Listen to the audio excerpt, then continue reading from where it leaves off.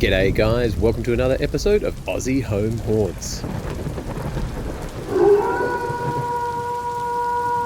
Don't forget to click that like and subscribe button.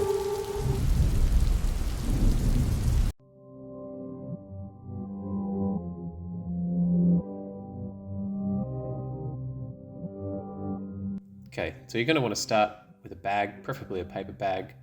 Get some masking tape, get some of this wonderful expanding foam. I'm in love with this stuff. And get a balloon. You're going to use the balloon to create a bit of a void in the middle so that your pumpkin can be hollow. Blow up your balloon to the desired size. Remember, you've got to make a bit of space for the foam to go around the balloon to create something for your pumpkin to be built off of.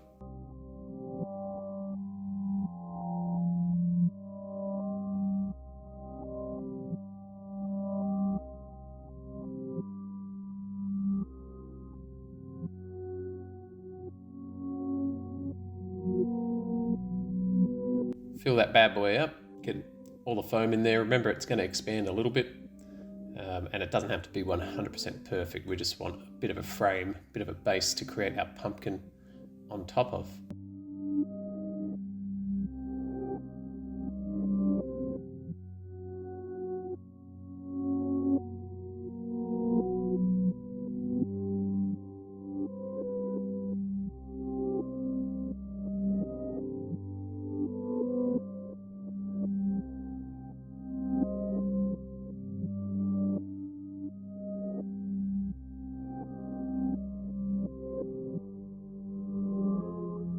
Then tape it up so that the bag doesn't completely let go of all that foam, and wait for it to dry. Once you have it dry, peel your outer layer off, removing most of the paper bag, and use a knife to cut any weird shapes off that you didn't want.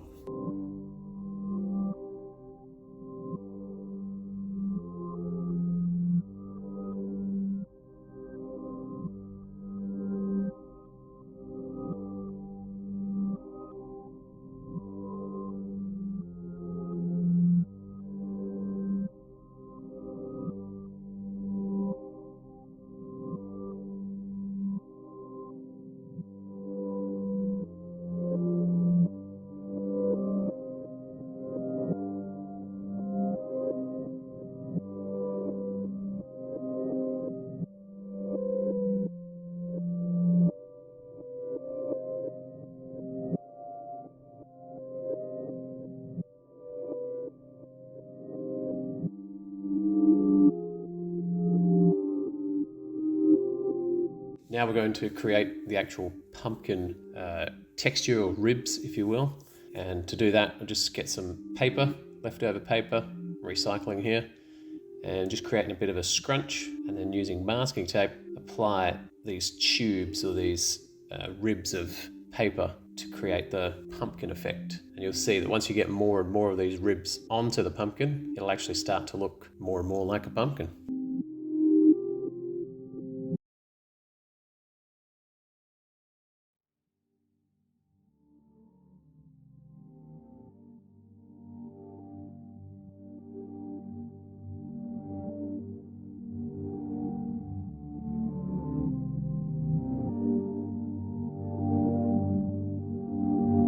Here we have one of the completed pumpkins, all the ribs there, a lot of masking tape. Now we've just got to select a particular face of the pumpkin that's going to be the face of our pumpkin. There we go. Then you'll want to carve your pumpkin and use more masking tape just to fill in the holes and get all those gaps sorted out that have been left. After doing a lot of research into waterproof paper mache, I came across some thoughts and some notes from one particular artist who said that when she finished doing her paper mache, what she would do is put a layer of grout over the whole project, and that would make it pretty well waterproof and good for the elements. So what I wanted to do, because I'm always looking to cheat the system and do things faster, is instead of paper macheing and then putting the grout on, I have plenty of spare old fabric and some grout, and I tested using the fabric and grout and impregnating the fabric with the grout to create the layers and give some strength and thickness to the pumpkin that would normally take a lot of paper mache layers to create.